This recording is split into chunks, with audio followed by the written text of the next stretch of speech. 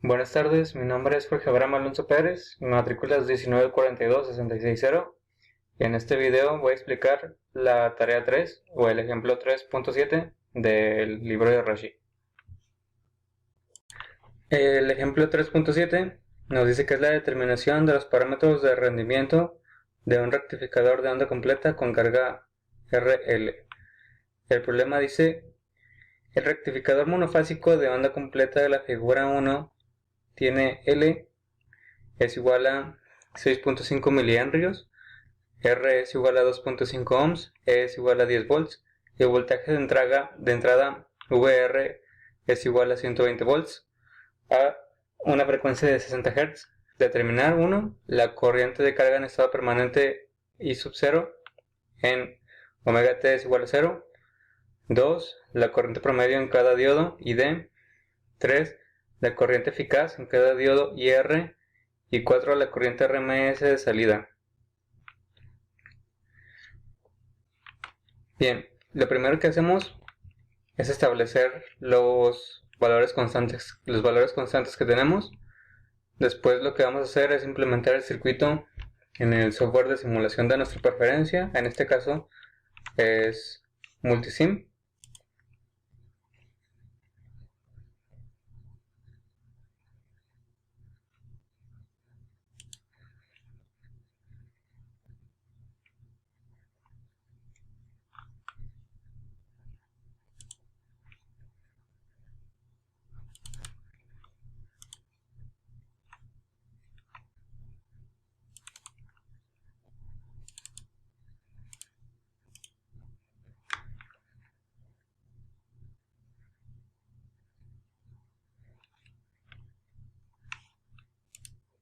Bien, una vez implementado el circuito, aquí tenemos nuestra fuente que es de 120 volts RMS a una frecuencia de 60 Hz y tenemos nuestro puente de diodos.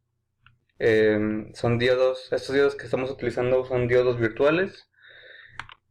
Tenemos aquí nuestra carga resistiva, nuestra carga inductiva. Y aquí tenemos nuestra fuente de voltaje constante.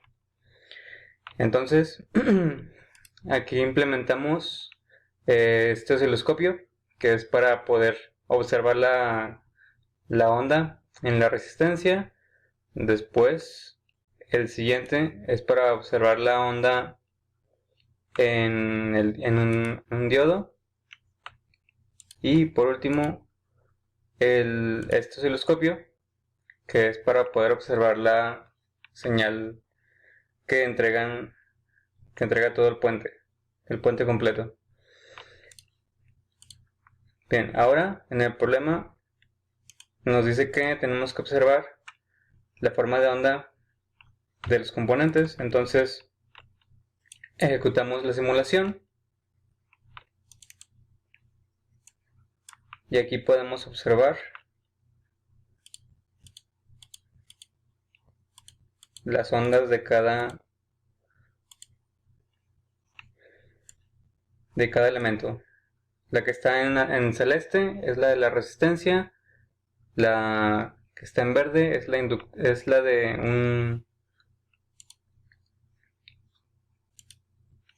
un diodo. Y aquí podemos ver cómo se ve la onda del puente de onda completa. Bien, una vez que se toma captura de estas formas de onda, se procede a realizar los cálculos en el software de matemáticas simbólicas. En este caso es MATCAD. Entonces lo primero que se establece es el voltaje máximo, que es raíz de 2 veces el voltaje en el secundario. Entonces después el periodo, que es 1 sobre f, luego omega, que va a ser igual a 2pi por la frecuencia. Eso nos va a dar, el resultado va a estar en radianes por segundo. Luego se calcula la impedancia de la carga, que es igual a la raíz cuadrada de r cuadrada más omega por l cuadrada. Omega por l y todo eso elevado al cuadrado. Después se calcula el ángulo de la impedancia en radianes y en grados. En radianes pues es la tangente inversa de omega por L sobre R, y este resultado va a ser en radianes. Después, para hacer la conversión a grados, se multiplica por 180 y se divide entre pi. Después, para calcular la constante de atenuación, tau, esto es L sobre R, y después omega por tau, que es omega por L sobre R. Después tau sub 2, que es omega por tau. Para el primer inciso, la corriente de carga en estado permanente I sub 0 en omega t es igual a 0. Se va a calcular la corriente en la carga I sub 0, que es igual a raíz de 2 veces el voltaje en el secundario sobre la impedancia multiplicada por el seno de omega t menos teta en radianes, más la constante A1, que se multiplica por la exponencial de E a la menos t multiplicada por R sobre L menos E sobre R, que pues ya habíamos dicho que es nuestro voltaje de corriente continua. Después, en el caso continuo, cuando omega t es igual a pi y I sub índice 0 es igual a I sub índice 0, pero esto está en función de t, del tiempo. Se va a proceder a hacer el cálculo de la constante de inicio. Omega t es igual a 0, I sub 0 en función de omega t es igual a 0. Para alfa es igual a omega t. Después, para calcular el inciso 1, que nos pide la corriente de carga en estado permanente, I sub 0 en omega t es igual a 0. I sub 0 es igual a raíz de 2 multiplicada por el voltaje en el secundario sobre la impedancia multiplicada por el seno de teta en radianes por 1 más la exponencial de menos R sobre L por pi sobre omega. Después esto se divide entre 1 menos la exponencial de menos R sobre L multiplicado por pi sobre omega. Y a esto se le resta el voltaje de la fuente de corriente continua sobre la resistencia. Después se realiza el cálculo de la constante A1 con la condición inicial de omega t es igual a pi, la corriente de la carga inductiva en función de t es igual a la corriente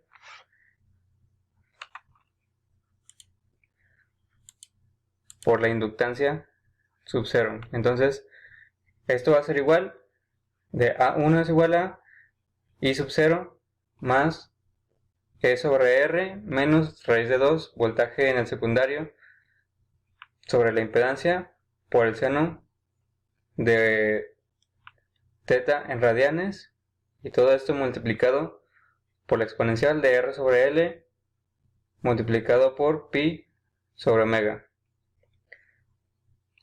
Después se va a plotear la corriente en la carga. Así la corriente de carga se va a evaluar entre un intervalo alfa de 0 hasta 6.283 con incrementos de 0.001.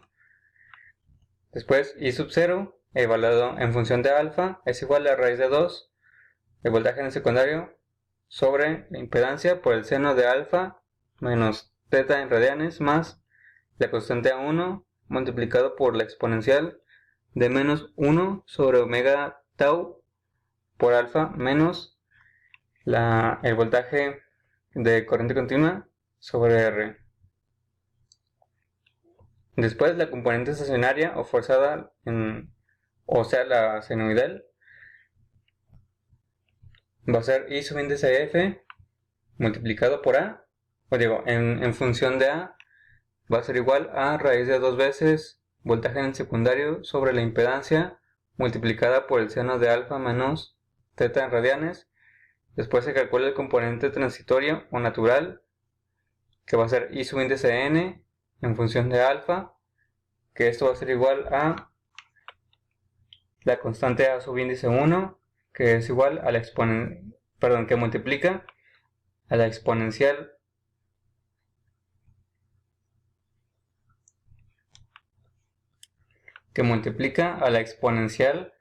de menos 1 sobre omega tau multiplicado por alfa. Después se calcula el componente constante, que es la I subíndice doble C en función de alfa. Esto es igual a el voltaje de la fuente sobre la carga resistiva.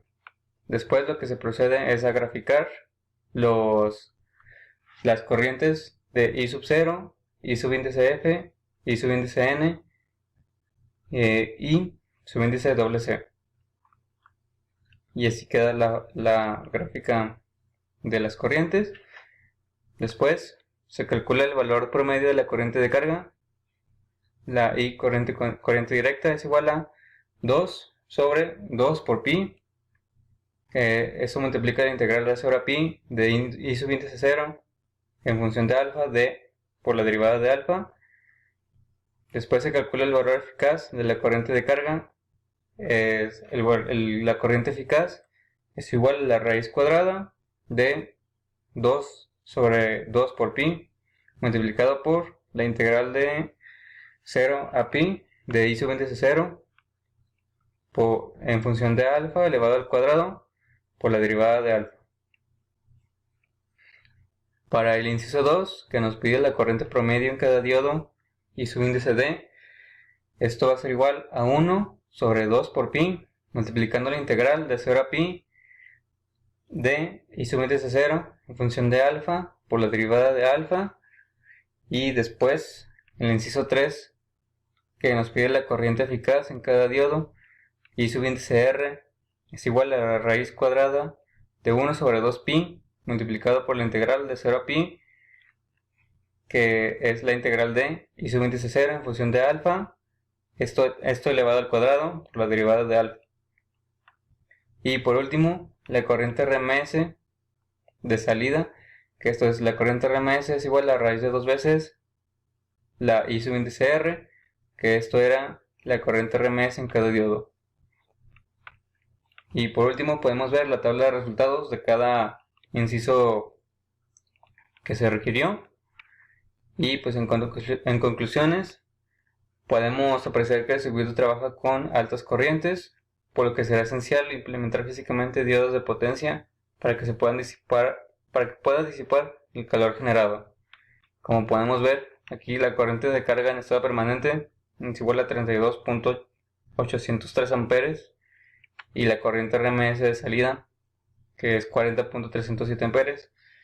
Y esto para los circuitos pues es altas corrientes, y ya se requerirían componentes de potencia para poder disipar el calor y poder tratar con estas corrientes. Eso sería todo por este video. Muchas gracias por su atención.